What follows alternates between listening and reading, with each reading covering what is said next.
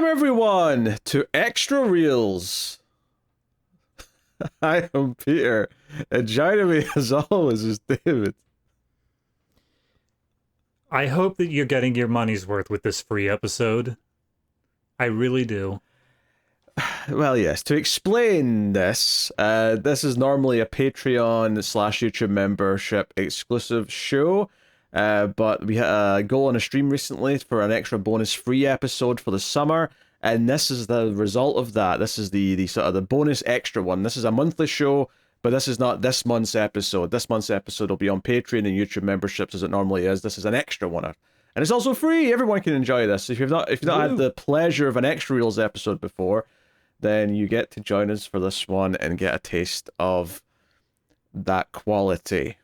Yeah. And I will say, this is a good example of that quality. Yes, so the premise of this show is that we review some of the worst things ever made. Hopefully they're so bad they're good, and sometimes they are. But this is actually also kind of a special episode because it's the first time that we are reviewing a movie that is credited to Alan Smithee. And if you're not aware, if you don't know who Alan Smithee is, that elusive man who people have searched for and have never been able to quite find, it's because he doesn't exist. It's an alias. It's the name that used to be used when a director wanted their name taken off the movie, or in this case, two people wanted their names taken off the movie. Yes. Good Lord. So anyway, we're going to talk about a movie called Solar Crisis. It is on YouTube for free, although it's missing the text crawl at the start. But I mean, other than that, it's there for free. So if you do want to go and watch it for some reason before you listen to us, or maybe have it playing whilst you're listening to us, you can do that. It's easy. It's free. It's there. But Solar Crisis came out in 1990, and when you first glance at the plot, it sounds very similar to Sunshine, which came obviously in 2007, the Danny Boyle movie, where they're going to bomb the sun to sort of reignite it. This is not the exact same thing, but it's similar enough, where they're going to the sun on a mission to launch some kind of bomb into it, not to restart it. It's actually the opposite problem. There's going to be like a super mega solar flare that's just going to incinerate the Earth. And and when they first said we have to redirect it, I went, that's bullshit. What are you talking about? But they claim they can predict, because it's like a rubber band, when the solar flares are going to hit. And they're going to detonate it so that it bursts on the other side when the Earth's on the other side of the sun, so that it goes flying out into space and doesn't hit Earth. Yeah. I wanna just put out here. Yes. None of this makes any goddamn sense. Well, no, there's not a thing. The only thing that makes any sense in like even the most esoteric sense is a solar flare could end up frying the Earth. Like, yes, congrats. That is the limit of the scientific accuracy that you've got in this movie. Everything else is insanity. Yeah, on all the other movie shows, we typically start spoiler free. We don't really do that in Extra Reels because there's not really much point. We just start going through the insanity of the movie, so we're going to stick to that here. Normally, because this is not a public show, we can swear as much as we want, so we're going to have to actually restrain ourselves on this one and hold back potential rage as it may come up. I'm asking for Mother Mary to give me strength, Peter. That's all I'm saying. Oh dear. Yeah, so like I said, we were watching this on YouTube, but it does start very abruptly, and you had done some digging and said, oh, they cut off the opening text crawl. And Peter, I did more than digging. I gave somebody, God knows who, $3.99 to view this opening text crawl. So you're welcome. Well, you rented it? I rented this movie because I looked at the difference of times between the version that's free and the version that's not, and it's 10 minutes of difference. And I was like, there's got to be something within that 10 minutes that's actually like cut. I assume it's mostly the credits at the end, though. It's all the end credits. Okay. It's the 1 minute I showed you of text crawls and then 10 minutes of the credits at the end. Yeah, I want this to... This is the weird thing about the text crawl, is that it's two separate text crawls, which I don't think I've ever seen in a movie before, where the text scroll seems to have finished and it cuts to a shot of like an asteroid, and I'm like, oh, okay, that's that done, we're starting the movie. Yeah. And then a second text scroll starts and I'm like, what the hell? This is just clunky. It felt like an, oh, right, by the way, I need to mention this as well. Like, it's such a tacked on little piece there. And then on top of that, we go for maybe about like I don't know, 30 more seconds afterwards. And then we come across a space station. And now it's not like a text crawl, but they still put text on screen to explain what the space station is. And all I could think at this point is like, oh, okay, so either in the original script or in the hack to pieces recut that we ended up getting, you guys didn't trust that you were able to get this across to the audience at all. Yeah, and this...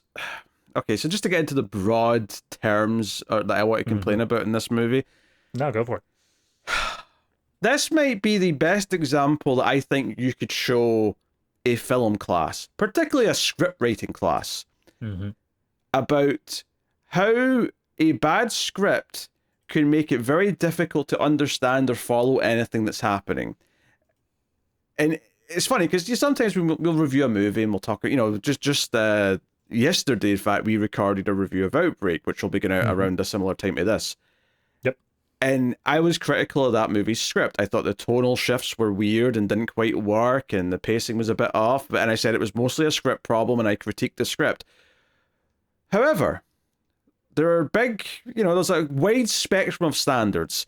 And I think one thing watching this movie made me realize about something like still a fairly professional movie like Outbreak is that at the bare effing minimum, you could understand what was going on in that movie. This movie, I was constantly just a little bit like, wait, what is happening? What are they talking about? And part of it's this desire to make everything sound sci-fi, so there's just so much nonsense gobbledygook that's just put in there to sound sciencey. Like, I mean, at one point they're like, oh, the mercy valves are leaking and cooling's getting into the ionizing chamber. What are you talking about? That means nothing to anyone. You have to set stuff up and then pay it off and make sure the audience understands what the threat is. There is a brainwashing / mind control subplot of this, and like that's not the part I had trouble understanding. Don't get me wrong, I still did, but like the part that got me was there's a sequence in this where the character who's brainwashed starts like freaking out because they have all these conflicting memories or whatever, and then simultaneously something explodes in the ship. And all I could think, based off the visual proof I was presented, was they have telekinetic abilities, and they just blew that thing up. Turns out it was just an entirely separate thing. But like the storytelling of the movie, the visual storycraft of it is absolute ass. There is absolutely nothing here that is giving you any sort of reasonable information that you can follow what is happening. Yeah, and the funny thing is that they are connected. It's not completely separate, but it's not. It's one-to-one, because you're right. It looks like she's got telekinesis. In actual fact, it's just trying to imply that, like, when she's being mind controlled, that she's doing things, but we don't see her physically doing them. We see her just kind of freak out. So the implication is that she's blacking out and she's going and doing these things during the blackout. But that's a whole... Here's the thing. We say a movie's called Solar Crisis. We say the basic premise is there's a group of people on a ship and they're going to the sun to unload this bomb, right? You know, as that one woman who's on the bridge says at one point, she would give these instruments hand jobs if it would get them to their destination faster. But that won't work. Again, another class line of dialogue there from this movie. Absolutely. Yep. Right? Half of this movie's runtime is not on the ship. Oh my god. Half of this movie's runtime is in the desert, as we see the son of the captain of the ship, who is lost in the desert, and then encounters various people. There's a whole... I mean, it ties into the mind control plot on the ship, because that's like something that an evil businessman on Earth's doing, and like... We'll get into the motivation for that, because I don't think the movie ever gave me a motivation. Not a real one. There was like a vague hand waving at one point, but that was it. There was no motivation. Money. It was, so you don't believe that the solar thing is going to happen? Okay, that's fine. Why is it a problem for you then if they still just drop the bomb in the sun? It doesn't affect you in any way. The movie makes no attempt to even justify that.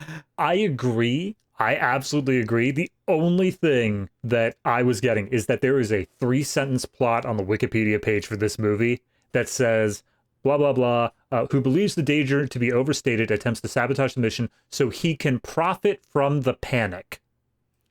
That's it.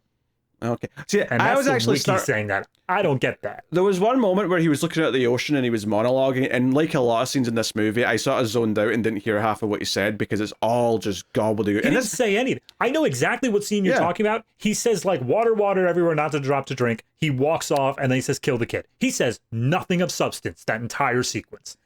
And this is Peter Boyle. This is a good actor. I like this actor. He's a good actor, right? He's talented. He's very funny when given the opportunity, and he is just like. And there's a few actors in this you recognize. We'll get through the cast in a minute, but like Joe, I actually got though, because there's a scene on the plane when he's talking to the kid, and he talks about reading Nostradamus, and they talk about the Antichrist coming, and the kid says something about the Antichrist flying overhead, and he's clearly comparing the Antichrist to the rich guy, and all I could think was, is the implication here that he actually wants the flare to go off to destroy most of the Earth, so that it's like Lex Luthor and Superman, where it's all beachfront real estate now.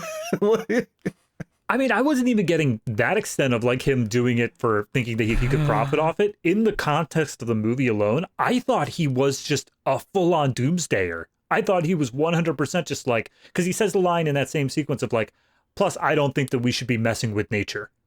Which makes it, and then following up the Nostradamus, it just feels like, nah, he wants to, if this is the end of the world, he's for it. Yeah, but why is anyone working for him? So just to explain some of this. Yeah, so there's an evil corporation on Earth called IXS? IXL, sorry. And it's Peter Boyle, who's the head of this company. He's got like a head henchman who's this beach blonde guy in a sort of Secret Service style suit. He's also got a young, sultry girlfriend who's always sort of sitting mysterious. That's her character. Yeah. I only really noticed her, to be honest, because the actor was in Under Siege 2, and I think Tales from the Crypt Demonite, so I recognized her. Okay. But, like, there's this one scientist is saying, no, we have to support this mission. But what's so weird about this to me is that, okay, so he's got this shady meeting, and this guy's like, hey, no, me and all the scientists agree that this needs to happen. We have to do this mission to go and stop this. And all I could think was, the mission's already starting. We've already seen the ship prepping. They're leaving. So all you're trying to like convince this man of right now is for him to not try and intervene, is to not stop it, which is really weird. That means that he expects him to intervene. It just there's a lot of dynamics here that feel really back to front in terms of the order you would normally have them in a script. Just to give you a micro example of that, within this scene, the scientist gets up in front of the audience, in front of these people at the boardroom, and he says, well, me and my scientists ran the numbers, and we made a mistake. When we said earlier that the solar flare probably wouldn't hit us, turns out we were wrong. It's absolutely going to hit us. And then all the people around the board are like, are you sure? And he says, of course I am. I'm always right. You just said, man, like 30 seconds ago that you were wrong. But now you go all in on the ego trip. Screw you. I hate that so much. The actual first scene in this movie, I think it's the captain character, which is weird. And the captain's Kelso, right? And it's weird that this is him given the rest of the movie, because it feels like for the rest of the movie, the people who actually have influence on this artificial intelligence, which is on the bomb, which, I mean, process that sentence for a second. Just they made a bomb sentient and said that, like, if you explode, you're going to be a hero. That's just Skynet waiting to happen. Yes, the bomb's name is Freddy. So also soak that in for a second. It's also like, it'd be one thing if it were the ship was sentient and it had control of the bomb, but no, the ship has got a totally separate voice entirely. The bomb is just its own AI thing going on here. But he does a whole thing where he's putting the bomb onto the cargo ship Challenger, because that's going to take it part of the way to the sun, so that they can go pick it up later. We don't really know the context of that until he explains it later, but that's just what he's doing. But he has this sort of goodbye with the bomb, like this, like with the AI, and he sort of like, and they have like a little exchange, and it felt like it was setting up that he's got a special friendship with this AI, and that never ever comes up for the rest of the movie, right? I even think he barely talks to it for the rest of the movie. So that was weird. That was a weird thing to start your movie on if that's not even going to be like an important element of it. Opening scenes are important. But and that's honestly with the opening text crawl in front of it, that the text crawl just gives a thing saying like there's going to be a solar flare Yes. and it's going to wipe out humanity, and then humanity is sending out their last bid of like an antimatter bomb or something to be able to stop it. That's all the text really says. When watching this without the text crawl to start with, I was very confused coming in because it just started with the bomb sequence. I'm like, what the hell is happening? We got zero context for who these people are, what's going on, why the bomb can talk. Nothing. Adding the text crawl in changes nothing. It's still equally confusing and just as much of like, what the hell is happening? Yeah, also, you glossed over the second text crawl, and what the second text crawl explains is that they've assembled the bomb on this asteroid. Right. And they're now moving the bomb from the asteroid to this cargo ship, the cargo ship Chicago. I only remember because it was a weird name for a ship, the Chicago. But yeah, all I could think was, why does the audience need to know it was built somewhere else? This feels like a useless detail. Like, just have them sending it off on the ship. The text crawl goes out of its way to explain something that does not matter and never comes up in the context of the movie story. It doesn't matter. Like, if it's an offhand bit of dialogue as they're just mumbling through things later, then fine. But it feels weird. Like, the text crawl is to give the audience essential information that will make them just understand the fundamentals so they can follow the plot. This is just an extra detail that adds nothing. So yeah. So you've tacked on a second text scroll, which feels, from a film craft point of view, to be really, really weird and stand out as an awkward, like, stop-start kind of extra little bit at the beginning. But not only that, the information you present in it is also just useless. So fail on every mark, every possible conceivable level. You failed, movie. No, you're right. And that's the other thing is, like, it'd be one thing if any of these locations that we set up at the earlier part of the movie, we end up seeing more stuff from. Like, you know, maybe there's an away crew. There's a crew that's like taking care of stuff at the new Trinity base or the space station Chicago or anything like that we're going to revisit. No, we get the like stuff going on in the desert. We have a brief little thing of an on-Earth team, and then we have this spaceship out at the sun. There is no returning to these locations, so giving it so much time and attention just feels like purposely giving the audience a whole bunch of extra stuff they don't need for the sake of confusing them. One of the things I want to complain about is that I don't think it was ever clear when they actually left to go on the mission, because the first time we're in space and he meets Charlton Heston, which is the main character, well, I say main character, he's barely that, but Kelso's father is played by Charlton Heston, right? He's like an admiral, he's in charge. And they have like a scene where they interact with each other on the space station, which the ship's attached to, that's going to be leaving to go to the sun. And I swear we got halfway through this movie and I was like, have they even left yet? I never got a scene where they departed the station, where, because that's usually one of the big moments in a movie like this, is like, okay, we're actually, going on the voyage, where, we're saying goodbye and it should be a big moment because we might never come back. They think they're coming back, but it could be a suicide mission. They don't know for sure. So it should be kind of a big moment, and it just doesn't happen. And at a certain point, I just realized, they're already halfway there. I guess they left at some point. Right, absolutely. They show a sequence of them docking in at the space station, but then they never show the leaving. So it's just, are we still at the space station, guys? What's going on? And worse than that is, explicitly, while they are at the space station, they have to do the call. They have to do the thing that is always saved for the end of the movie of like, we're going to have to pilot the drone in manually. Someone's going to have to sacrifice their life. And then like this random dude who we don't know yet, we have no idea who they are, he volunteers. And this is an end of movie scene with a like deep emotional impact supposedly attached to it. And they just do it very first thing in the first time we meet the crew. Yeah, horribly constructed. The first time we meet the crew, there's another character named, his name is Borg. Okay, fair enough. Okay, yes. there's a guy named Borg who's like the second in command on the ship. For some reason, Kelso's not on board the ship yet. I guess he was away putting the bomb on the Chicago, but if he was with the bomb on the Chicago, why didn't he just stay in the Chicago with the bomb and meet up with them when the ships meet with each other? Bro, don't. It doesn't make any sense. So he's actually the one sort of like talking to the crew, and we're introduced to Alex, who's our sort of British woman who's going to be important. There's more to her, but we'll get to that in a minute because it comes out of nowhere in like 5 minutes. Yes. But we have this other sort of generic white guy who kind of has a crush on her. Like the next scene they have together, he kind of awkwardly hugs her twice, and she's clearly uncomfortable. And I thought it was setting up like a maybe romance, but then that character kind of faded into the background and obviously has like a tragic end quite early on. So it ended up being like a will they won't they with the captain instead. And I was like, okay. The fact that he also looks like the captain did not help either. Dude, there's like 3 people on this crew that are just clones of each other. Because I swear to God, I could not tell apart any of the muscle-bound dudes with like that little swish of hair in front of their face. Yeah. It was like 3 or 4 like sort of medium-build white guys with, you know, thick dark hair who, you know, they all had the same look to them. They're all wearing tank tops. Very hard to tell them apart. It was a rough time.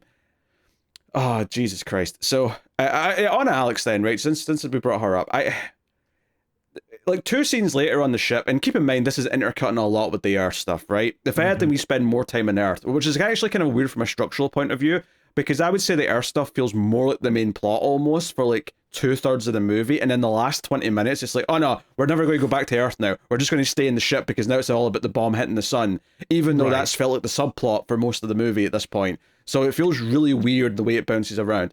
But I mean, it's strange because the core concept of the movie is stuff is going wrong on their ship because of the sabotage plot, which is all being explored down on Earth. Like, they're trying to solve the mystery down on Earth. Meanwhile, they're just trying to fix things up in space. So it seems like they should be really linked together, but ultimately it just constantly stays apart from each other. Well, they don't even like communicate. Not only does it stay apart from each other, the vibe I got halfway through the movie is that, okay, the son who's down on Earth is going to learn something which is going to save the day on the ship. And by the end of the movie, he's going to communicate with the ship, and that'll like let them know how to defeat something or stop the sabotage or whatever it is, right? It'll save the day at the last second. Right. They never communicate, and the people on the ship just have to solve the problem without ever knowing that anything was ever found out on Earth. So it has 0 impact on anything that happens on the spaceship. But anyway, we'll get to that. Back to Alex. Out of nowhere, she's just having a conversation with the 2 of the crew, and just, oh yeah, I don't have parents. I was conceived in a lab in a test tube. Like, wait, what? What's that now? It just comes out of nowhere so casually. It feels like the sort of thing that is supposed to be a little bit of world building. It's supposed to be this thing of like, oh yeah, you know, you've heard about those experiments going on. You've heard about like those things that happened back in the 2030s. Like, yeah, totally. I'm a test tube baby. Fine, whatever, if you want to run with that. But the fact of the matter is, for the sake of the movie, they keep bringing it up that she is, I think it was called like a biogene or something like that. I think that's the technical term. She's apparently a super special human that's like extra smart, and therefore she can do extra things.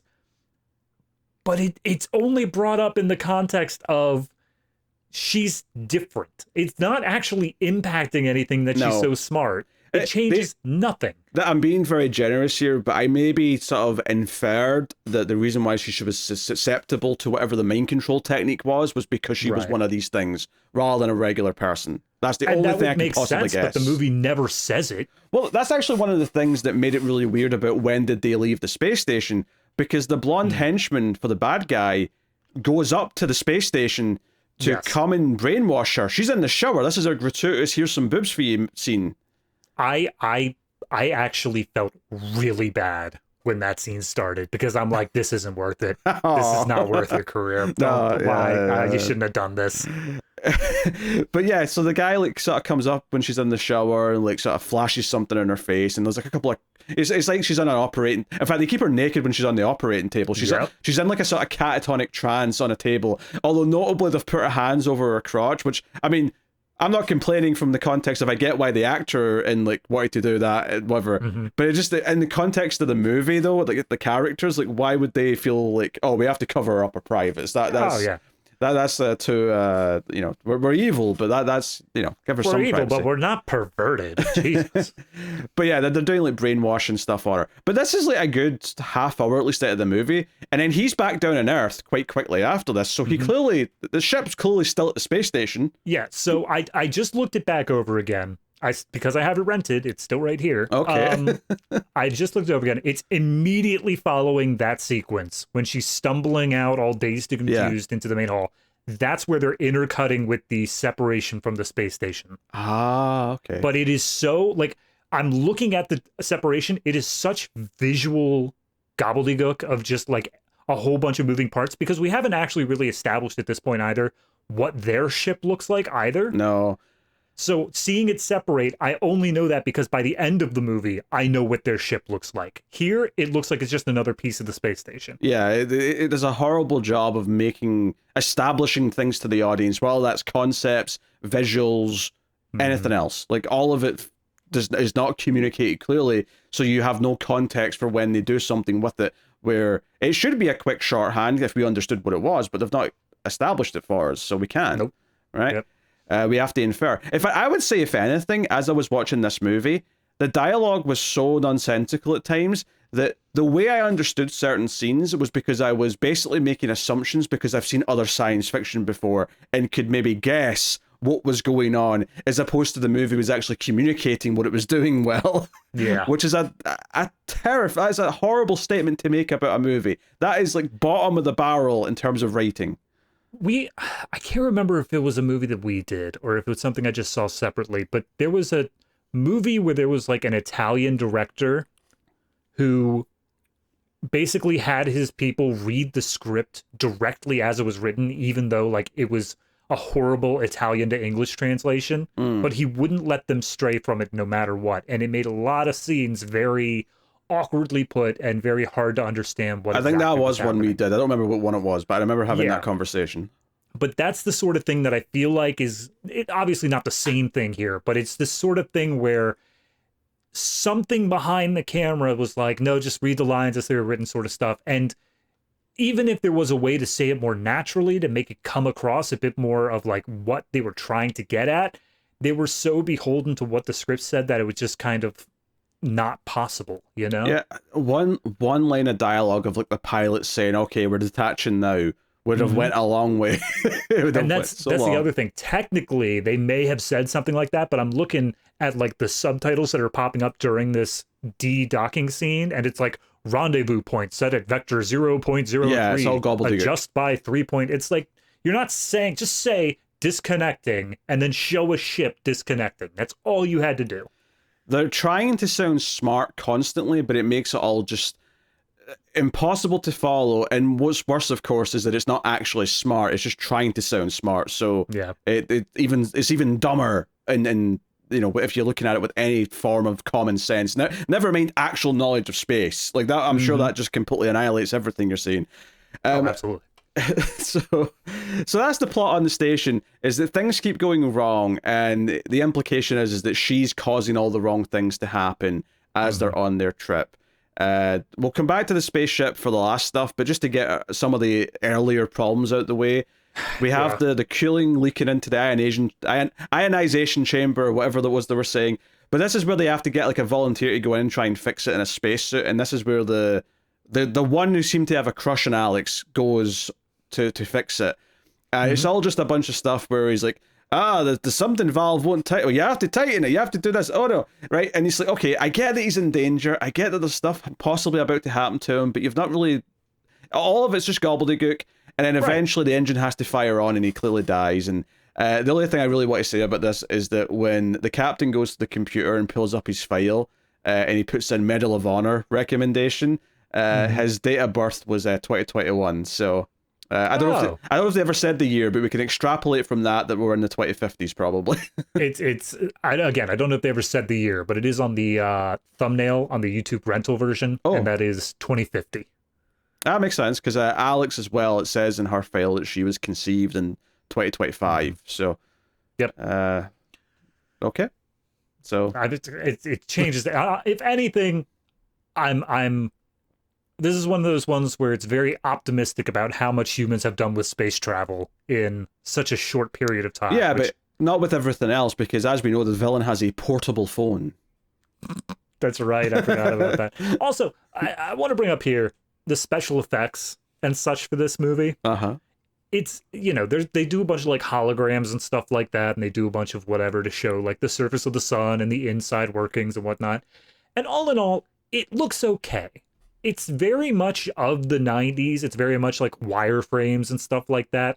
But I think they did a good job of actually like embedding it in the scene in a way that makes it feel okay I think it instead was of just like random swishing. Yeah, but I think it was very notable though that the only like computer hologram thing they had was that one main one that had the model of the sun to Mm, show like how the sun was going to like destroy the earth.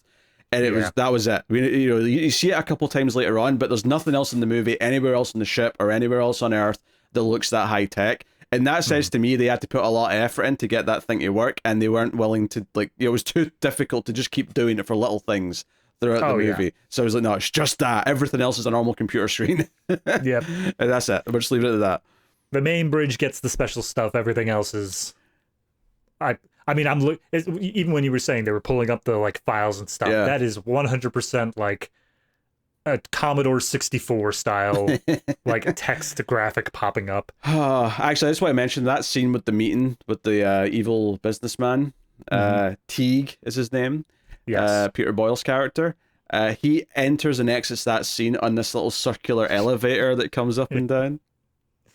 He looks so stupid because he's supposed to just stand there as it slowly starts ascending. Like it's not menacing. It just looks like he's like waiting for an elevator at that point. I'm just imagining that this isn't actually an operating device. It's more just that there's a beam going out the wall behind, and there's like 5 crew members just lifting it to make it look like he's going up. Like you're good, you're good, you're good. Jeez. So yeah, the Earth stuff, right? So Charlton Heston, when we meet him, the Kelso's talking to him, and that's his father, of course. So he's the young guy's grandfather, who is Mike. Yes. Yeah. All right. So just for context here, we will call the main captain guy Kelso because he's the thing. Otherwise, I think it's easier just to say like the kid and either grandfather or Charlton Heston because it's one of those two. I'll agree with Heston. Yes. Okay. Heston. All right. So something with Heston real quick. He didn't get a script, and you can't convince me otherwise. Every single time he appeared on screen, he was like stuttering his lines out in like what sounds like a very naturalistic way. He was talking over other people. He wasn't like getting to the point succinctly. He was kind of rambling on a lot. There is no way Heston had a script in front of him for any of this. I'm not going to argue with you. The point of their first scene together, though, is that his son, Kelso's son, the kid, is missing. And I actually had to like go back like 3 times to try and hear what they were saying here because it was just all jumbled together. But talking over each other, yeah. He was in a military school and he's escaped. He's ran away and they don't know where he is, so he's concerned. And Heston's not happy about it either. So Heston actually, like in the next scene we see him, is like going down a hatch into like a shuttle. He's like, I'm going back down to Earth. I'm going to find my grandson. So that's all of this. That's the only scenes that he's in the space station or the spaceship. He is on Earth looking for his grandson. That's an entire subplot of this movie. Is that we follow the grandson and what he's doing and all the people he encounters, and we follow Heston trying to like follow the breadcrumbs and get to him and figure out where he's been. Which means we actually say it. Yeah. You say it and it makes it sound like a compelling subplot of like, oh yeah, he's following the breadcrumbs. No, he follows a breadcrumb that he eventually just happens upon, and then they catch up with him. But it leads to a lot of repetition. So after a bit of this plot, there's a whole thing where the kid ends up at a bar, right? And a bunch of stuff happens at the bar, and then he moves on. Afterwards, we get scenes with the evil henchman and his goons questioning people at the bar, and then we get a couple of scenes later where Heston and his military officers are questioning the same people at the bar. So we get the questioning of the people at the bar twice. Yep. And let me tell you, this bar, it's not like, oh, you know, this is a place where we set up most of our character development. We meet up with the kid, he's at the bar, and then everything just kind of follows out from there. No, this bar shows up like 4 minutes before they all just leave the bar. Like, there's no time spent here that should make it a centralized location. It just so happens that the kid going AWOL and running away, he doesn't know anything about the plot that's going out up in space. But at the bar, he stumbles upon someone who does, and now he is the guy that they're all searching for. And this isn't 10 minutes into his plot. This is over an hour into the movie. that he stumbles across Oh yeah, this. we have so much fluff with him before that point. We see that his helicopter or plane crashed in the desert, so he's actually like wandering through the desert, struggling, and he's thirsty, and he eventually comes across a little hut that has Jack Palance in it, right? Or Jack Yes. Palance, You're right. Palance. Oh, I don't know. I'm just trying to the pronunciation. I would say Palance. Palance, but... yeah, right. So he plays an old man named Travis, and he gets some water from him, and he asks Travis, "Hey, can you take me to civilization? I need to get to wherever to try and get up to the space station, to go be with my dad." It turns out that he wants to be up there with his dad. He wanted to go. In fact, we later find out that when he spoke to his grandfather on the phone, his grandfather said, "Hey, just go AWOL." So the grandfather's actually to blame for him being missing in the first place. He just did what he said. See, but that's the conversation that convinced me that he didn't have a script in front of him, because he was just kind of rambling out phrases, and then it got to the point where he was just like, and then he called me up one day, and he said, "Grandpa, I think the only way I can do this is to go AWOL." And I said, "You go for it." And then he went AWOL, and I can't believe he did it. And I'm like, I'm sorry, Charlton, do you want to try that one more time with like any sort of sense? They had it for like 3 days, right? They weren't redoing any takes. Right? Probably. One and done for all of them. Yep. So we get like them traveling, and they set up a whole thing with these automated trucks that are for the big company, the XL company, and they established that if there's something on the road obscuring the way, the truck has a voice that goes, "You're violating road rules. You're in the way. Please get out of the way immediately." Blah blah, and so Travis takes the kid in his motorbike. The kid's in a little sidecar, and they're traveling to whatever Air Force base they can get to that'll let them go up to the space station. Fine. Mm-hmm. But the car breaks down because the tire goes flat or whatever. And the old man's plan is to jump in front of one of these big automated trucks because it'll stop, and then they just jump in the back of the truck. Okay, fine. They're hitching a ride. It's just like an old movie where they go on the train, right, to get across country. Fine, whatever. I'll accept that. And then a gang like stop the truck with like also like putting like I think it's a cow or something they put in front of the truck. It's a buffalo, yeah. Yeah. And they open the back of the truck, and I was like, oh, this is going to send us down another weird subplot where like now they're in trouble because of this gang.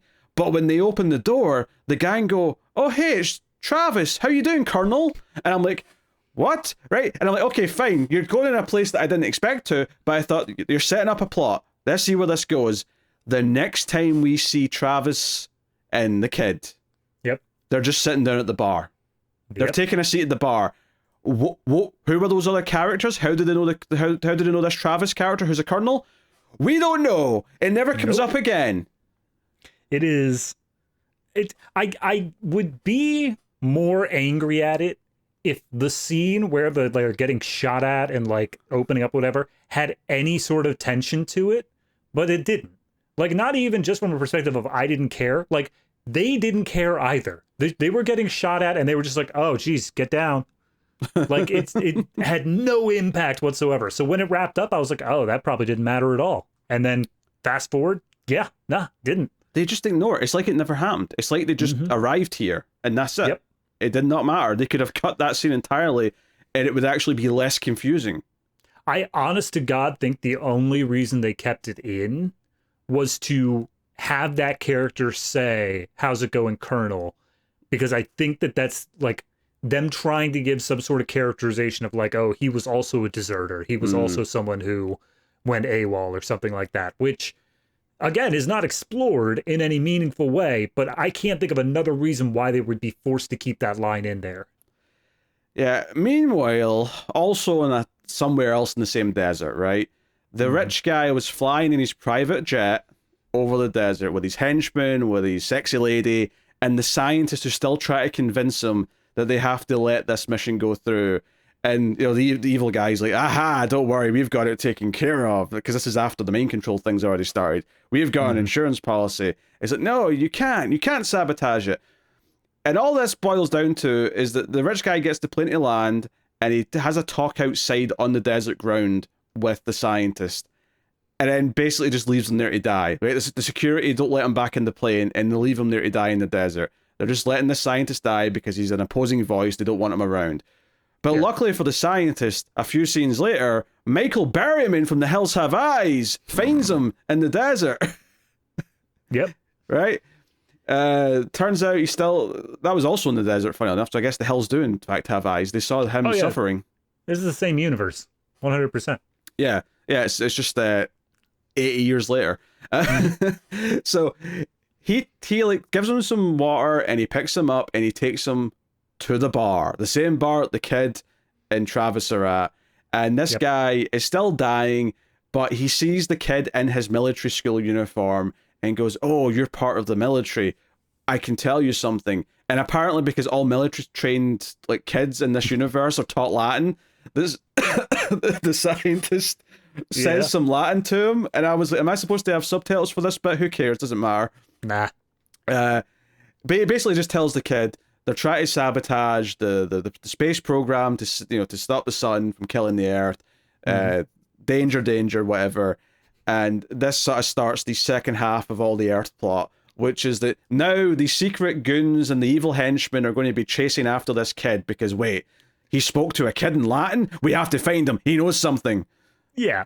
I want to put out, though, exactly what is happening with this kid, though, because he gets this news that the mission that his father, and as far as he knows, his grandfather is on, is going to be sabotaged or has already been. Meanwhile, his whole thing is that he's trying to get to whatever military installation, as you said before, and it turns out that Travis just hooked him up with a ride. So the exact order of events here is he gets the info, Travis comes in and says, "Hey, I got you a ride, let's go." He walks outside and the kid goes like, "Travis, I just heard some terrible news." And Travis goes, "Oh?" Anyway, get in the car, and they just drive off. And he has no intention of saying anything to anyone in order to get this dealt with. He just continues to go on his way. Travis doesn't go with him, though, because this guy that he's asked for a ride has a little fancy sports car with a funny design that only sits two people, including the driver. So this is where Travis and the kid separate. And this is important because when the evil guys show up and ask questions, they go hunting for Travis and beat the shit out of him to try and get information, which doesn't have any effect because they find the kid in the car anyway. They just fly down the road and like see him driving there and just stop the car and kidnap him that way. So it's like all these scenes where they're questioning things as if they were trying to follow a trail basically meant nothing because it was just a case of go down the road and you'll run into him because there's not a lot of places it could be. And then on the flip side of that, once the military guys show up, once the grandfather shows up and is like, "Hey, you saw a kid, like, what? Tell me more. Where was he? And what was he doing?" And she had zero useful information except for there were some corporate types that came in asking questions afterwards. And that was enough for him to fully put together, like, IXL must be in on this. They must have something that killed this man. We have to go research IXL and see if we can get a trace on them in order to get to my grandson. Yeah, so they go hunting that route where they go to the evil boardroom and they question the lady and the others and like, he's stockpiling all the world's food and water. He's up to something. He's evil, blah, blah, blah. So for some reason, they don't just kill the kid. I guess they want to know what he knows, or at least make sure he's not told anyone anything, but they never actually ask that question. But they take him in the private jet, the villain monologues at him a bunch of times, that's where they have the Nostradamus conversation and the Antichrist. He talks... Travis is killed somewhere in the middle of all this. Yeah, Travis is killed by the bad guys. I think that was when they were questioning him, was it not? Yeah, I think so. Yeah. And then they land the plane and they're at the ocean and he's like looking out at the ocean saying he's bullshit. And then he just says at the end of the scene, "All right, kill the kid." I'm like, why have you kept him alive so long? All you've been doing is monologuing at him. Like, this served no purpose. He really wanted to go swimming with the kid. That's it. That's the thing. And evil blonde henchman tells the other bad guys to just go with the boss and like, "I'll call you to come and pick me up when it's time." And he goes to just chase after the kid who runs. And the kid basically just ducks and dives and tricks him with a rock to make him turn. And then he hits him and takes his gun and kills the bad guy. God. So the henchman's useless. He's a useless prick. Absolutely. But I couldn't help but just chuckle at the scene because they show him like setting up the little trap of like rocks that are like set to distract the guy and show him like keeping an eye on him and moving around the rocks. And all of it is played up in the movie as him being like really clever and outsmarting this guy, even for his young age. He's a Kelso, damn it. He can do anything. Absolutely. But everything that he's doing feels so bare bones basic of like, not like Kevin McAllister would do better than this Yes, dude. yes. 100%. Absolutely. Meanwhile, because the bad guys at the boardroom where Charlton Heston is trying to get information, they mention that he's got a portable phone, which that phrasing really dates this movie. And they're like, hey, can we track that? It's like, yes, sir, we can track it. And would you believe it, the evil henchman had like a phone on him, and that starts beeping as if it's being tracked. So it basically just cuts to like Heston finding him. And it's like, okay, so he's going to tell Heston about the sabotage plot, and that's going to feed back into the movie. But not only do we not even hear him tell him about the sabotage, we never see these two characters again. This is it. This is the last we see of Heston and the kid. That's just it. The plot's over. We get Heston and his little crew of like military guys that were helping him out finding his grandson. They contact the central base and say, hey, here's what my grandson told me. Again, off screen. Here's what he told me. You got to tell them that IXL is trying to sabotage. Get that up to the Helios. But they just keep saying, like, we can't. There's too much, like, solar ions or whatever. Like, we can't get a message to them. And the tiniest little thing that we get finally up there is that they managed to send, like, Morse code up to the Helios. And it says the word Delilah, which on their end means absolutely nothing. So they don't impact the plot at all. It means nothing up there. I even forgot about this Delilah message they sent them. Yep. Because it means nothing. It absolutely... Because the girl's name, who's been brainwashed, is Alex. The other guy who she's trying to, like, frame for it, he's the Japanese officer. It was Manami. Manami, yes. There you go. And he's again, none of these are Delilah. There's no Delilah here. So them sending Delilah up is, like, the most useless thing imaginable. I would imagine the better thing you could say is IXL. That might give some information, or like sabotage, or literally anything to give the idea that you need to be on the lookout for somebody messing up your stuff. Yeah, because honestly, by the time we're done with all the grandfather and kids stuff, it's like, okay, we've got like 20 minutes of the movie left, and that's where it really starts to hit home, this idea that, okay, stuff's going wrong, the guy Borg gets injured, try to like stop something bad from happening. And then he's just like fine 3 minutes later. He's got a sling on. He's tough. He can take it. Right. Yeah, totally. Yeah. But he's like, oh no, someone's sabotaging stuff. There's too many things going wrong. Something bad's happening. And yeah, Alex has made it look like it's the Japanese guy because she basically, well, she didn't even steal it. She just asked for his like a key card thing to use for the computer or the missile. And it looks like he's the one who programmed it or whatever when stuff starts happening. But honestly, all of this just boils down to she sets the missile to detonate on the ship while it's still there. So she's going to kill them all before they can achieve the mission. And we get a big countdown scene where for some reason only her voice, or Manami's voice, but he's dead now, will deactivate the missile. And it all just kind of becomes this thing where she's lying there like in a sort of trance, sweating, but she realizes this is going on. So it's all just her trying to like fight the mind control to like say out loud, deactivate the missile thing. And she does it, of course, at 1 second remaining. We get a whole countdown. Everyone's like making peace with their maker and saying goodbye and saying stupid lines. Oh, but actually, speaking of stupid lines. Okay. See before the boardroom meeting right at the start of the movie, when we're introduced to Evil Lady and she's going in with the henchman. Yeah. They have like a weird conversation where they use a tree as a metaphor, and I swear I have no idea what they were saying to each other.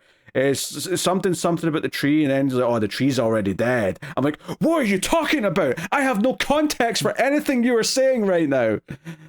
Hold on, I've got it pulled up here. I want to see if I can get the exact lines here. Oh. You're welcome. Every suffering of the human being on this planet, that's a compliment, blah, blah, blah. Warning you, Dr. Haas, blah, blah. Don't shake the goddamn tree. Tell Mr. T the tree's already dead. Yeah, that exchange broke me. Walk in. Because I was like, what?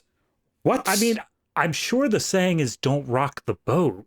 I don't think anyone says don't shake the tree, but whatever. I forgot about this one sequence, which actually got a major laugh out of me. There is one final thing that we see the grandfather in the military do. Oh, really? So after oh, IXL, this is at the bar. Is this at the bar? No, it's not at the bar. Oh, cool. I want to bring this up then. At the end of this bar scene where he's asking the women questions, there's a random little bit at the end tagged on where some random punk tries to steal his hat, and he just like fights him briefly, and it's just to show that he's tough. Yeah, he's just like, "Give me your hat." I don't think so. Smack, and that's it. That's done. It's almost like Charlton Heston just like, "Hey, can we do an extra little bit? I want like a tough guy." So they gave him this little tough bit, and that's it. Yeah, especially because this dude has never shown up before, not even in the background. He's just all of a sudden here. I'm like, yeah, I'm gonna threaten the dude dressed in military garb with 4 stars on his shoulder. That's like a camera assistant they just gave a leather jacket to. Here, just be the thug in this scene. Wouldn't be surprised. But no, the final sequence is after everything that's happened. They know that IXL is now evil and is threatening the Helios mission. So they storm into the IXL office, and Peter Boyle is sitting at his desk. Oh, yes! And the military comes in, guns there, and Peter Boyle's like, well, seems like you got me. And then he stands up and pulls out a gun. They unload all of their fire on him. Turns out it's a hologram, and the real Peter Boyle is actually getting away in his ship, flying away from them right now. And you think, oh, okay, we're going to continue this plot. Like the grandfather's going to have to track down Peter Boyle. No, they just have a dude with a ground-to-air missile just fire off a rocket launcher and blow up his ship, and that is the last we hear of any of it. It is insanity. The fact that they're just like, oh no, the rich guy's getting away. Boom, done. Plot over. Like, how many more movies would it be improved with that happening at the end? Yeah, but sadly in this movie, it doesn't actually affect the main plot. So it's such a weird... Yeah, and it takes up, if anything, more screen time. But to be honest, I felt like there was more plot in the Earth stuff versus the space stuff, which was just a bunch of gobbledygook. Oh, something's went wrong. Someone has to fix it and sacrifice themselves. They do that a few times. Anyway, I mean, the end of the movie is that after she sort of fights the mind control and she shuts down the missile, it's like, okay, it's time to do the mission. She confesses that she thinks she's done all the bad stuff, but she doesn't really know how. Like, someone's in her head. That's all she says. And the captain has absolutely zero empathy. No. He does not give a damn if she is brainwashed. He comes in just like, you ruined everything. And if this whole ship's going to blow up, then I'm going to hold on tight to your back of your head so that I can see some hair ripped out before we explode. It's like, Jesus Christ, dude. And they actually did have a scene where they kissed earlier on. It was a nothing scene, but there was a quick moment where she's kind of like upset and he comforts her and they kiss and she's like, oh, hold me, I'm a fragile woman, you must hold me, Captain Man. Like, that was the scene. Dumb. But he's like, okay, the Japanese guy was going to pilot this ship and do the suicide mission, but he's going to do it now, right? However, the captain, However, Alex begs for her to do it because she knows what she's doing, and this is like her chance of redemption to like do something, make her own choice before the end of everything. And he doesn't want to let her do it. So she, with her super strength that she has from being a bio baby, just like strangles him until he passes out, and just goes and takes the missile little ship herself and goes and pilots it. And we get what I can only describe as the very, very, very, very budget version of the going through Jupiter in 2001, but it's the sun, right? So everything's just yellow and orange, and it's like they've got like footage they've done of like, I don't know, orange just swirling in a black void or something to represent heat. Yeah, it is.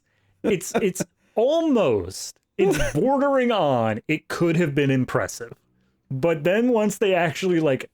They show her flying into the sun and they do like a whole bunch of billowing like yellow cloud looking things, which again, if you're looking into the sun, it's not going to look yellow. It's going to be a blinding white, but whatever.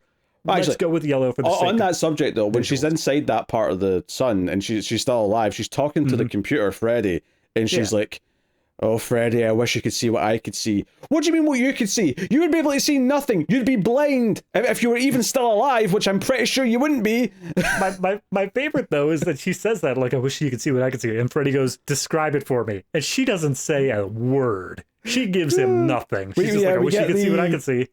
Describe it. No. Yeah, we get the shot of her face where she's just staring forward and the lights are flashing at her face, and it's just maybe this tranquil moment. And even Sunshine, which is a much better movie than this, obviously, still had the problem towards the end where they're kind of getting into the sun, and I'm like, I don't believe that any of you would still be alive. Like, I feel like you'd all just be burned up and melted already. Right. See, that's the thing. I'm going to compare this with a movie that is also, I'm going to say objectively not great, but I enjoy it, and that's The Core. I'm familiar with it, yes. Yes. So in The Core, they went through a lot of time and energy in the movie to explain exactly why and how we could survive such pressure and temperature. They explicitly go through and say that. And it is very useful because it gives that sense of disbelief that you're able to hold on to throughout the end part of the movie. But the key to that is that whenever they go outside of what they established, whenever there's a time where it's like we have to like step outside the ship or the ship is going to lose its integrity or something, it does something. It impacts them, and usually it kills them immediately. Like, that is how you set up that this is still something dangerous and needs to be treated with care.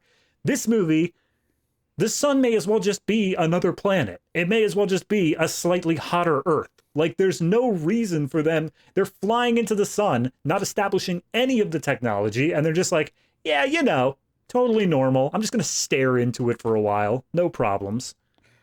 Oh, dear. Yeah. And then that's basically it. There's a couple of little moments afterwards where the captain's looking all, like, pensive. Oh, Alex is gone. I've lost her. I'm all conflicted. Wait, did she kiss me when I was unconscious? I'm having a flashback to that. Yeah, he has a little flashback. She's kind of kissed him while he was passed out. She was saying goodbye in her own way. And, yeah, and that's it. Smash cut, directed by Alan Smithy. That's so funny. Like, it's a shame that the credits are left out in the YouTube free version, because I do think there's something very funny about smash cutting to, you know, because it's usually a pride thing, right? Where it smash cuts to the director, and the director, if they're proud of their work, it's like, hey, I'm putting my signature on this. My credits coming up first is a sort of sign off to say I'm proud of this work I did. And it's like, I'm, you know, like, so smash cut. Sometimes it'll be the title and then it'll go to director, but sometimes it'll just go straight to director. Yep. You know what? I'm going to record this smash cut directed Alan Smithy. I'm going to post it on our Discord, just as like a teaser for people of what's coming up. That's absolutely. It's just. But I want to make this clear. This was a chore to sit through. Yes. Because so much of it is really just mind-numbing gobbledygook dialogue that is a pain to listen to. It makes it feel like I don't really follow what's happening, but then once a few scenes play out, you realize, oh, it's actually really simple. And like, there's nothing really extra to understand. They just make it sound as complex as possible because they think it sounds smart. But this movie is a masterclass in how not to convey information to the audience, both through dialogue, through visuals, through everything. Like I said, I feel like more than anything, the greatest aid I had watching this movie is that I just know roughly what they're probably doing because I've seen enough other science fiction that I'm able to just kind of like put the pieces together in my head and fill in the links. Honestly, that's kind of what this reminded me of way back when I was very, very young, probably like, 5, 6 years old. I remember my dad would put on the Sci-Fi Channel, and every once in a while there would be like a pretty low-grade sci-fi film on that I wouldn't catch the beginning of.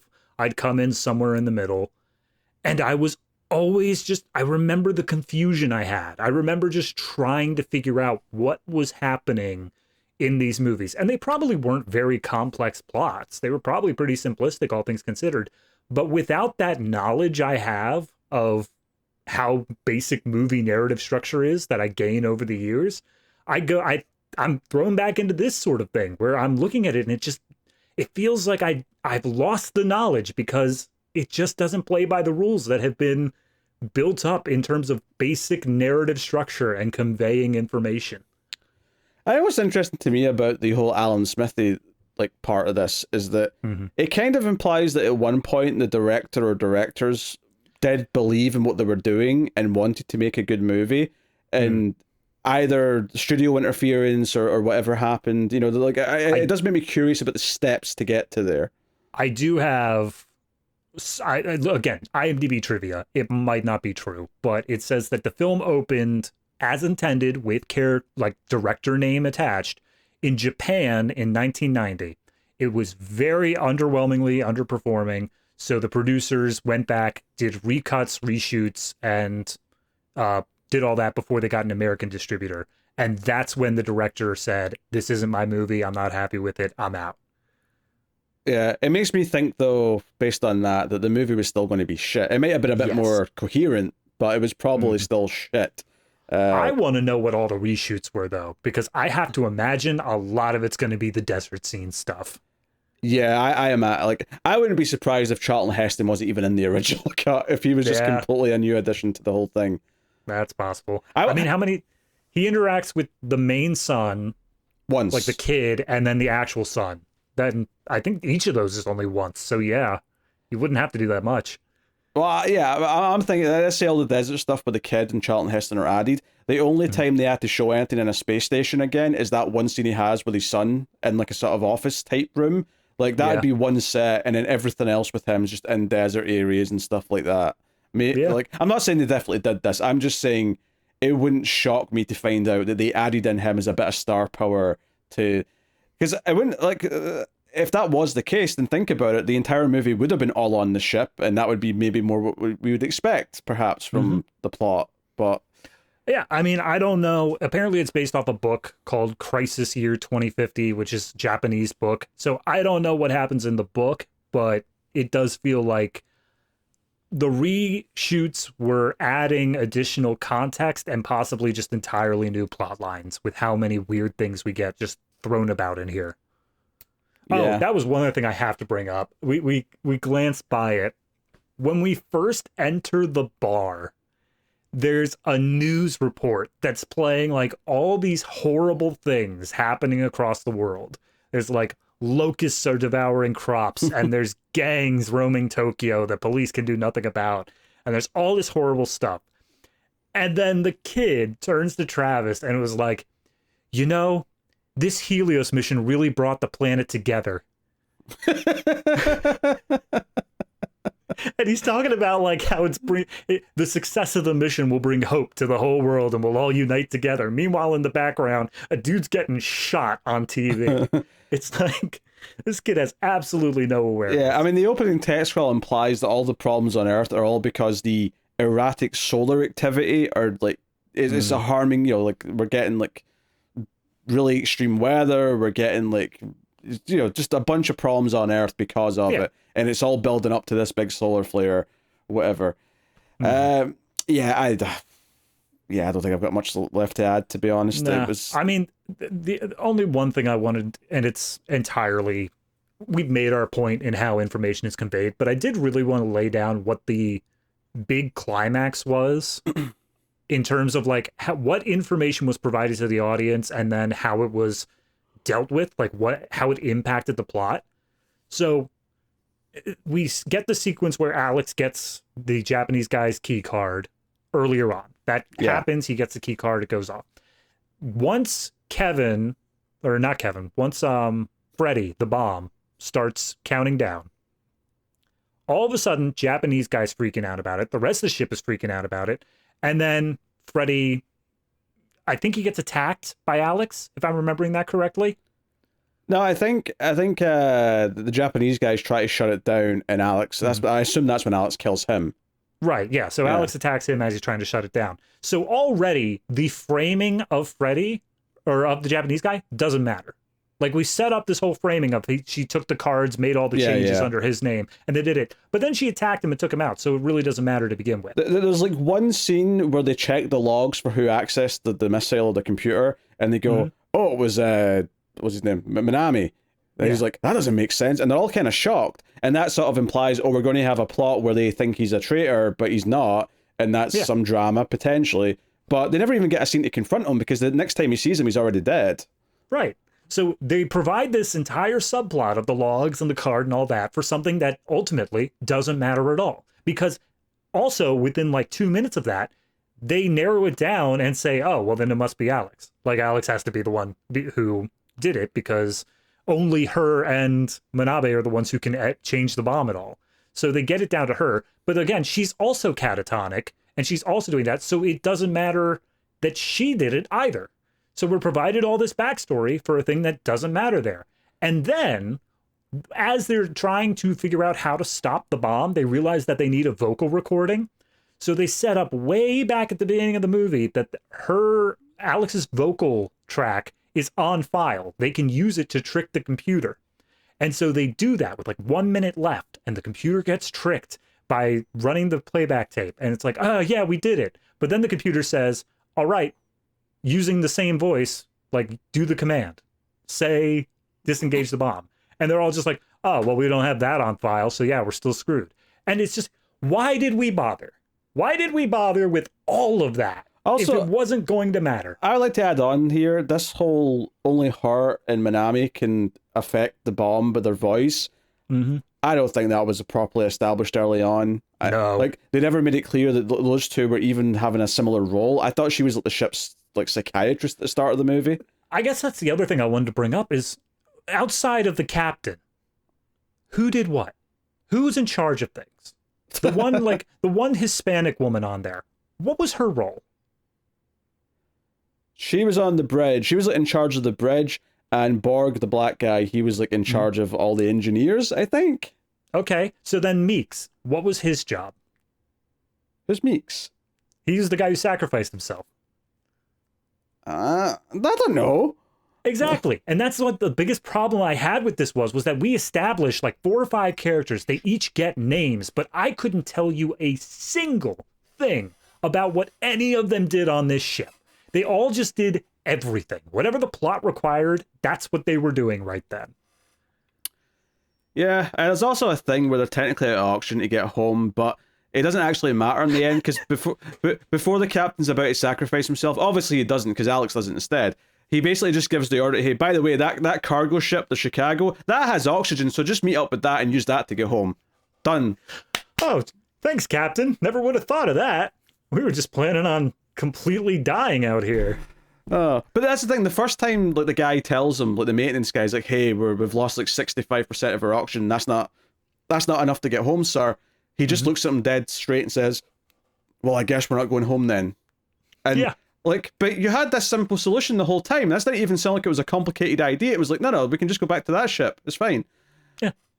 Oh. We'll meet up with someone halfway. Yeah, fine. Done.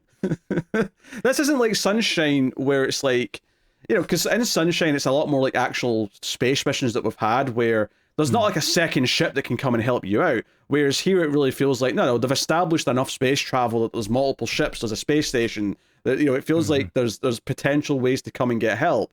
Whereas in Sunshine, of course, it's a lot more like a mission to the moon, where it's like, no, if something goes wrong, you're up there on your own. There's no way to get someone to help you. So that comfort blanket's not there. And that's also the other part of it that bothered me at the end, where they're like, oh, by the way, we can go ahead and do this. Like, when everything started going wrong, when you had explosions and stuff like that, and you didn't think you were going to be able to make it in time, like, why didn't you call for help then? Like, even if you were both moving in the same direction, at the very least, you could have had something there to help you out in the short term.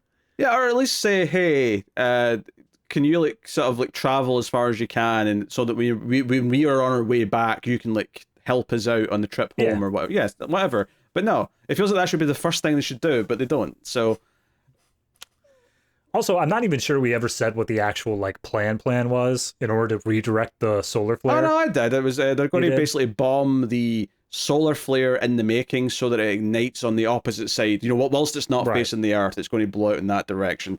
Yeah, like prematurely. I mean, I don't know. Can NASA predict what parts of the sun are going to have a solar flare? I don't know if they can, but I mean, I'm sure they can predict it as much as like weathermen can predict the weather. Like, it's all just a huge interconnected system, and you can make some light predictions based off patterns, but I don't think that you can say like, oh, well, you know, on May 21st, 2050, at this latitude and longitude of the sun, there's going to be a massive solar flare. Also, at one point, they were doing a thing where I think it was the captain was describing what happens if this flare reaches like the distance of Mercury, and then says, and if it reaches it, so he's like, oh, if it gets as far as Mercury, that's strong enough that it'll turn the Earth's like ground to glass. And if it gets as far as Venus, it'll turn the Earth's ground to magma, and that'll kill 90% of all humans on Earth. And if it gets as far as the sun, then that's it. Adios, muchachos. And all I could think was like, hold on, what? In what context is the solar flare only going so far? I don't like Yeah, the that's fair. visualization they show of it is just this fireball that comes all the way out and hits Earth. Like, I mean, maybe solar flares do have an effective distance, but I thought the whole point of this solar flare is that they knew it was going to be big enough that it was going to destroy the Earth. So Yeah, what is this room for margin where it might just go as far as Mercury, but that'll still like really ruin the atmosphere and like the the climate. yeah, you're right. Also, just one thing I'm realizing now, there was no clock on this. Like, yes, they said it's going to happen and we have to stop it before it happens, but there's no timing to this that we're made aware of how soon it's going to be. There's a rough one in the boardroom at the start. The scientist says it's going to happen within 48 hours. So we have a vague... Seriously? 48 hours? Yeah. Jesus. He said that in the boardroom scene. I remember him saying it. Fair enough. But that's like... At that point, yeah, no, they should be able to predict exactly where that's going to be. The only other thing, because you brought it up earlier of like the guy saying the Mercury or whatever, they set up a hologram during that scene as well to just show like, here's what's going to happen. And then she presses the animation button and the flare comes out and it like comes out towards the people sitting there watching it. And all of them like recoil backwards. All of them like fall back in their seats of like, whoa, fireball. It's like, I can understand that from a perspective of people who have never seen a hologram before, but this feels like pretty normal tech. It's like me showing you a like train approaching the station on my phone and you being like, it's gonna hit us. Yeah, I feel like even people living in our present day, if you showed us a hologram, we'd understand it enough to not be worried that there's a fireball coming towards us. Probably, but I guess that, this is military and they don't have the brightest stuff there. Apparently so. All right, I'm done. I'm done talking about this stupid movie. That's all right. Let's rate the damn thing. David, what are you giving it? Oh God, I don't. It's not well made. It's not like if it has a like, well, technically, it looks pretty good. No, it's from a basic script level all the way up into the stylistic choices it makes. It just fails the whole way across. The only thing I could say is that it has a bit more production value than some of there's other movies set in spaceships where they're even cheaper. You can tell that they look really rough, right? There was a sequence where something was happening. It was like the third thing that exploded, and they did a tracking shot. They followed the people going down like 2 or 3 hallways in a single shot. And I was like, okay, you built a full set. You actually had a few hallways you could go down. So that's at least a little impressive in that ring, but like that's bare minimum for some of these movies. Oh, for sure. I'm just, it's the positive I can give it. Because the characters are nonsensical. The structure is annoying. It kind of feels like it focuses on a B plot for most of the movie that then doesn't feel like it matters in the A plot when we go back to just focus on the A plot. It feels weird that we never have the father and son like on the phone at the end or something to reunite to say, hey, you went through all this, I'm sorry, but hey, we saved the mission. It's weird that it has no effect on the mission as well. Like, you would think you'd be phoning his son at the end. Like if you predicted the ending of this movie early on, you'd think, oh, at the end, the son's going to get information to them that's going to help save the mission, and at the end, the dad's going to be like, you know what, son, I'm proud. I'm proud you went AWOL and found this stuff out because it's the only reason why we're alive. You know what? You may not be a soldier, but you're always my son. It just, dear. No, yeah, I agree. Again, it's going to be less than a 5. I'm just looking for like comparison points here. Obviously, it shouldn't even be close to a 5. Yeah, I'm just trying to figure out exactly where I want to throw it down at. I think I'm going to come down. I'm going to come down at a 2. I think it is. My biggest problem with it, despite everything just from script level up, my biggest problem with it is that the B plot took up so much and was so damn boring. I had, for more than half the movie, absolutely nothing to care about. And then when we got back to the A plot, it was still just as confusing. So, yeah, 2 for this. Yeah, and sadly, the B plot actually makes more sense than the A plot, which is... And it does not, I'm not saying it makes that much sense, but it makes more sense. You can follow roughly what's happening in it versus the A plot. I was thinking 2 as well. It's a turd. It's a big fat number 2. That is Yep. what it is. It's not a 1 or a 0 because it does have sets. It does have like, I mean, I wouldn't say Drunk Charlton Heston. I wouldn't say the sound recording is amazing because there's a lot of talking over each other and other stuff like that. Mhm. But at the very least, there's no like, you know, hiss or anything like that. There's no like gremlins in the sound from Nah. recording. So on a pure technical level, it kind of scrapes to a 2, but it is scraping to a 2 out of 10, and that is saying something. Yeah, but There's you know, go ahead. I was gonna say there's a few funny moments or a few funny ideas, but I would say it's mostly a chore to get through. Yeah, no, absolutely. I will say that on this show, much like the main shows we do say whether or not it makes the cut.